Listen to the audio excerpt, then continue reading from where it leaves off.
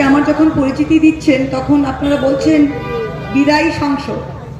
বিদায়ী সংসদ বলবেন না, এটা বহিষ্কৃত সংসদ। আর এটা আমি একটা ব্যাজ অফ অনার হিসাবে আমি এটাকে পড়ছি। যেদিন আমাকে বহিষ্কার করেছিল আমি বলেছিলাম যে এটাই আপনাদের পতন, কারণ গণতন্ত্রের টুটি চেপে ধরার সবচেয়ে বড় সাইন যে আপনি একজন নির্বাচিত প্রতিনিধিকে অবৈধভাবে যখন বহিষ্কার করেন তখন বোঝা যায় যে আপনি সংসদীয় গণতন্ত্রের কোনো নিয়মই মানে না। ভারতবর্ষ পৃথিবীর সবচেয়ে ইন্ডাস্ট্রিয়ালাইজড নেশন হিসাবে পরিচিত নয়। ভারতবর্ষের জিডিপি হাইয়েস্ট পার ক্যাপিটা জিডিপি আছে বলে ভারত বিশ্ববিখ্যাত নয়। ভারতের পরিচিতি, ভারতের খ্যাতি হচ্ছে যে Bharat largest parliamentary democracy in the world. এটাই ভারতবর্ষের পরিচয়।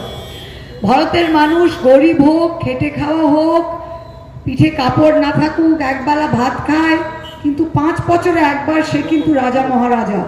তার বুড়ো আঙুলের যা জোর, সে রাজা মহারাজার বুড়ো আঙুলেও সেই এক জোর। 1 person 1 vote। পৃথিবীর অনেক অনেক দেশে, আমেরিকা, মার্কিন যুক্তরাষ্ট্র, United kingdom, great Britain, England, সেখানে কিন্তু তারা বলে যে নারী পুরুষ একতা সমতা নিয়ে আমাদের লেকচার দেয়। মার্কিন যুক্তরাষ্ট্র বলেন, গ্রেট ব্রিটেন বলেন, পৃথিবীর অনেক দেশে ভোট দেওয়ার অধিকার নারীদের পুরুষের পরে দেওয়া হয়েছে। একটা বড় আন্দোলনের পরে হয়েছে। ভারতবর্ষের মাটিতে কিন্তু যখন আমাদের সংবিধান লেখা হয়েছিল, আমাদের ফাউন্ডিং ফাদাররা প্রথম থেকেই ভেবে নিয়েছিল যে ভোট দেওয়ার অধিকার নারী এবং পুরুষকে একসাথে এক সময় দেওয়া হবে।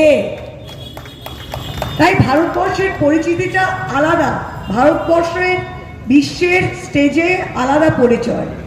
আজকে এই মোদির জন্য আমাদের এই পরিচয়, আমাদের এই খ্যাতি, আমাদের লজ্জায় মাথা কাটা যাচ্ছে।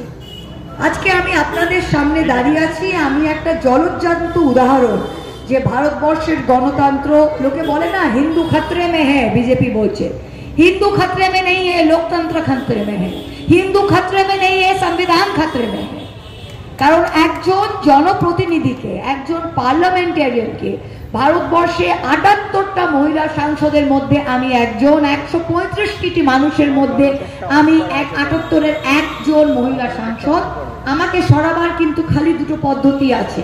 এক, কৃষ্ণনগরের মানুষ বোতাম টিপে আমাকে সরাবে, যেটা কৃষ্ণনগরের মানুষ এখন অব্দি করেনি, এবং আশা করি 4 তারিখে যখন বাক্স খুলবো করবে না। দ্বিতীয় পদ্ধতি কি, যদি কোনো ভারতবর্ষের আদালত, any court of the land, যদি আমাকে 2 বছরের বেশি কোনো সাজা দেয়, শাস্তি দেয়, তবে আমি ডিসকোয়ালিফাই হতে পারি।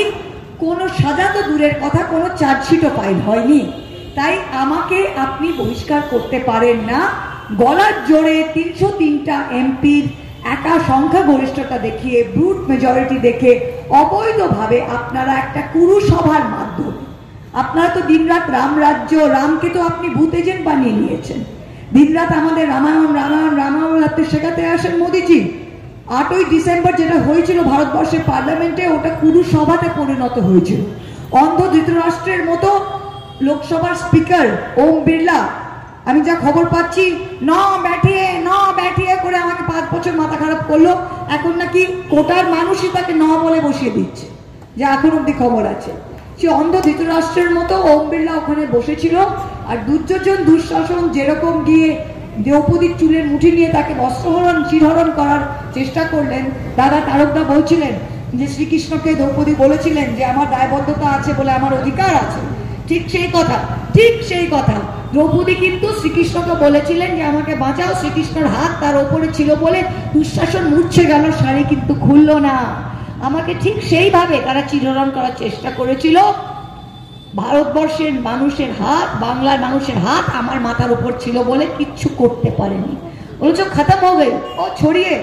আদানি ফোন করে করে লোককে বলছিল মমতা সে বাত হয়ে গিয়া, টিকিট নেই দেগি মমতা। মমতা ব্যানার্জি বাঘের বাচ্চা ভাই, তোমরা চেনো না। প্রথম টিকিট আমার অ্যানাউন্স করেছিল এবং প্রথম নির্বাচিত প্রচার যেটা মমতা ব্যানার্জি উত্তরবঙ্গ থেকে শুরু করে, এবার কিন্তু কৃষ্ণনগর থেকে শুরু করেছিল। আর গতবার 65,000